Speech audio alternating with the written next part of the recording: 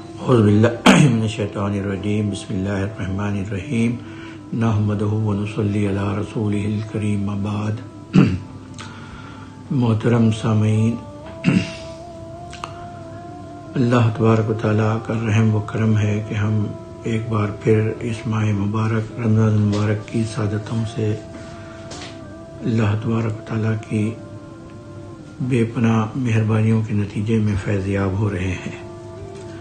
رمضان ایک ایسا مہینہ ہے جس کی فضیلت کے بارے میں بہت کچھ کہا گیا ہے، لیکن جو سب سے اہم ترین چیز رمضان سے متعلق ہے روزوں کے علاوہ، وہ ہے رمضان کے مہینے میں قرآن کا نزول۔ ہم خوب اچھی طرح جانتے ہیں کہ رمضان میں اللہ تبارک و تعالیٰ سے مغفرت کی دعا کرنا، رحمت کی دعا کرنا، قرآن کی تلاوت کرنا، تراویح میں شرکت کرنا، نفل نمازیں پڑھنا، خیر و خیرات کرنا، یہ سارے نیکی کے کام ہیں، اور ان سارے کاموں کی طرف ہماری توجہ مبذول ہوتی رہتی ہے، اور ہم لوگ اپنی دانست میں یہ سمجھتے ہیں کہ یہ سارے وہ کام ہیں جو بہت اچھے ہیں، بلکہ ہم یہ سمجھتے ہیں کہ یہ وہ مذہبی کام ہیں جن کی تلقین کے لیے ہمیں اللہ کے رسول نے تلقین کی ہے، اور جس کی تکمیل کے لیے اللہ تبارک و تعالیٰ نے قرآن کا نزول بھی فرمایا ہے۔ بے شک یہ ساری باتیں بہت اچھی ہیں اور صحیح ہیں، لیکن جب ہم یہ کہتے ہیں کہ قرآن اسی ماہ مبارک میں نازل ہونا شروع ہوا، تو ہم کو یہ دیکھنا چاہیے کہ قرآن کی تعلیمات کیا ہیں۔ ہم تراویح میں قرآن کی تلاوت کر رہے ہیں، نماز میں قرآن کی تلاوت کر رہے ہیں، تو ہم کو اس بات پر بھی غور و فکر کرنا چاہیے کہ ہم آخر تلاوت کیا کر رہے ہیں، قرآن میں کیا چیز کہی گئی ہے۔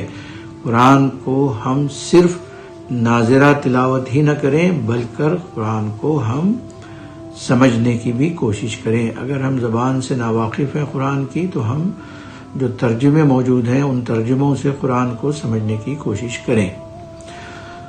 اللہ تبارک و تعالیٰ نے نماز، روزہ، زکوٰۃ، حج ساری چیزیں فرض کرنے کے علاوہ اور بھی کئی ایسے احکامات دیے ہیں جن کا تعلق ہماری زندگی اور ہماری زندگی کے نصب العین سے ہے۔ ایسے احکامات قرآن میں جا بجا موجود ہیں۔ میں آج کی گفتگو میں آپ سے سورہ صف کی آیت نمبر 9 اور آیت نمبر 10 کے مطابق کچھ بات آپ کے سامنے رکھنا چاہتا ہوں۔ کیا فرماتا ہے اللہ تبارک و تعالیٰ قرآن مجید میں سورہ صف میں؟ بسم اللہ الرحمن الرحیم۔ یا ایھا الذین آمنوا هل ادلکم علی تجارۃ تنجیکم من عذاب علیم۔ اے لوگو جو ایمان لائے ہو، میں بتاؤں تم کو وہ تجارت جو تمہیں عذاب علیم سے بچا دے۔ ہم سب دن رات اپنی ملازمتوں میں، اپنے کاروبار میں، اپنی تجارتوں میں مشغول ہیں، اور پوری دلچسپی کے ساتھ ہم ان امور میں کام کرنے کی کوشش کرتے ہیں، اور یہ سمجھتے ہیں کہ ہم ان امور کی انجام دہی کے ذریعے سے اپنی زندگی کو بہتر سے بہتر بنا سکتے ہیں، کیونکہ زندگی کو بہتر بنانے میں جن ذرائع کی بہت ہی اہمیت حاصل ہے، ان میں مال و دولت بھی اہم ترین ذرائع ہیں۔ تو اللہ تبارک و تعالیٰ ہماری نفسیات کو سامنے رکھتے ہوئے ہماری اپنی نفسیات کے مطابق ہماری اپنی زبان میں ہمیں یہ بتانے کی کوشش کر رہا ہے، اللہ تبارک و تعالیٰ بتا رہا ہے، ہمیں سمجھانے کی کوشش ہو رہی ہے کہ ہم اس بات کو سمجھنے کی کوشش کریں کہ آخر ہمارا صحیح اور بہت ہی ابدی فائدہ کس چیز میں ہے۔ جیسا ہم سورج اور چاند کو دیکھتے ہیں، دن اور رات کو دیکھتے ہیں، اسی طرح سے اس زندگی کے بعد اور ایک اور زندگی آنے والی ہے جسے ہم آخرت کہتے ہیں۔ آخرت کا یہ تصور کوئی خیالی تصور نہیں ہے. آخرت کا یہ تصور اتنا ہی حقیقی اور سچائی پر مبنی ہے جیسے کہ دن اور رات ہیں، ہمارا جینا اور مرنا ہے. تو اللہ تبارک و تعالی ہمیں یہاں بتا رہا ہے کہ میں تم کو ایک ایسی تجارت بتاؤں جو تمہیں عذاب علیم سے روک دے. پہلی چیز تو یہاں یہ سمجھنے کی ہے کہ یہاں پر عذاب علیم کا لفظ استعمال کیا گیا ہے، عذاب علیم کے الفاظ استعمال کیے گئے ہیں. عذاب عظیم عین سے نہیں بلکہ الف سے کہا گیا ہے، یعنی ایک دردناک عذاب. اور کس سے خطاب ہو کر کہا جا رہا ہے؟ کافرین سے، مشرکین سے؟ جی نہیں، یہاں خطاب ہو رہا ہے مومنین سے جو ایمان لا چکے ہیں، یعنی ہم مسلمانوں سے جو ایمان کا دعویٰ کرتے ہیں ان سے کہا جا رہا ہے کہ ایمان کا دعویٰ نماز، روزہ، زکوٰۃ اور حج اور صوم و صلات کی تکمیل ہی تمہارے لیے کافی نہیں ہے. یہ وہ چیزیں نہیں ہیں جو تمہیں عذاب علیم سے محفوظ رکھیں.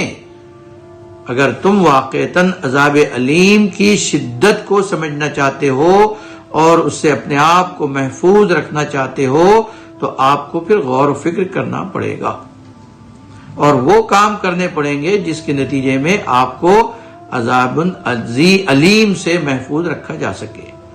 عذاب علیم کہتے ہیں دردناک عذاب کو، جس کی دردناکی کا تصور کرنے سے ہی ہمارے جسم پر رونگٹے کھڑے ہو جاتے ہیں. اتنا شدید اور دردناک عذاب، اس سے بچنے کے لیے اہل ایمان سے کہا جا رہا ہے. کیا کہا جا رہا ہے؟ یہ دوسری آیت نمبر 10 میں ہمیں بتایا جا رہا ہے تؤمنون باللہ ورسولہ وتجاہدون فی سبیل اللہ باموالکم وانفسکم ذالکم خیر لکم ان کنتم تعلمون. تم جانتے ہو کہ تمہارے لیے خیر کس چیز میں ہے؟ تم کیا جانتے ہو کہ تم اپنے آپ کو عذاب علیم سے کیسے محفوظ رکھ سکتے ہو؟ اگر جانتے ہو تو ٹھیک ہے، نہیں جانتے ہو تو تمہارے سامنے اس کا اعادہ کیا جاتا ہے. اور وہ اعادہ کیا ہے؟ ہم مسلمان ہیں، ہم اہل ایمان ہیں، لیکن ہم سے کہا جا رہا ہے تؤمنون باللہ ورسولہ، اپنے ایمان کی تجدید کرو، یعنی پیدائشی ایمان کے بجائے شعوری ایمان کی طرف قدم اٹھاؤ. اپنے ایمان کی تجدید کرو، یہ ریئلائز کرو، اس کا شعور حاصل کرنے کی کوشش کرو کہ واقعتاً آپ اہل ایمان ہیں.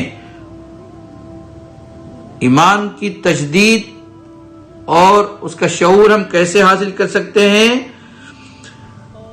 سب سے پہلے تو اللہ اور اس کے رسول پر ایمان لانے کا ہم مطلب اور مفہوم سمجھیں، اور پھر اس کے بعد ہم سے کہا جا رہا ہے کہ عذاب علیم سے آپ بچنا چاہتے ہیں تو اللہ کی راہ میں جد و جہد کرو اپنے مالوں سے اور اپنے نفس سے، یہی تمہارے لیے صحیح طریقہ ہے.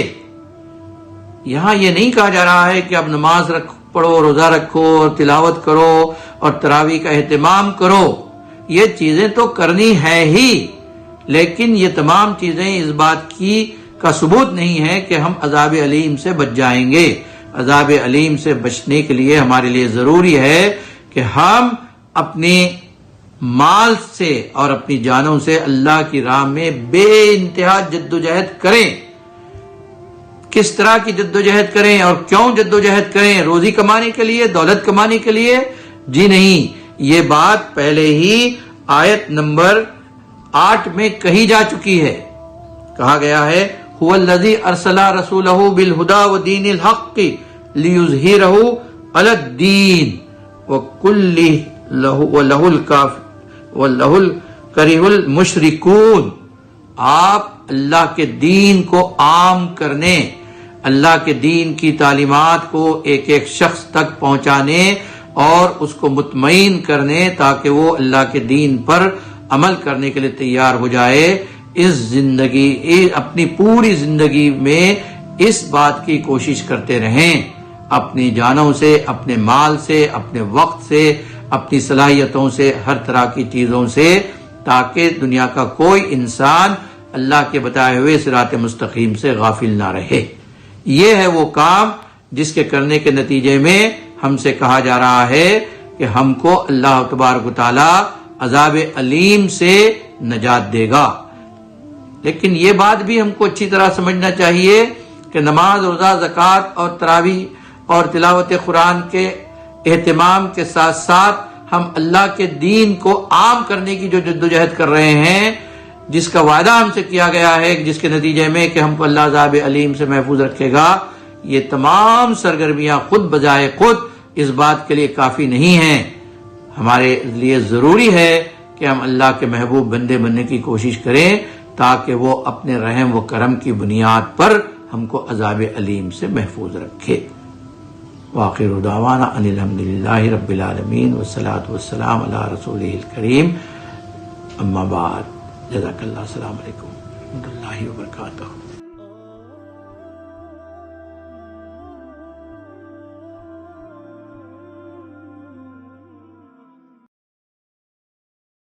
سبسکرائب کیجئے اس چینل کو اور بیل آئیکن کے بٹن کو دبائیے لیٹسٹ ویڈیو سب سے پہلے دیکھنے کے لیے۔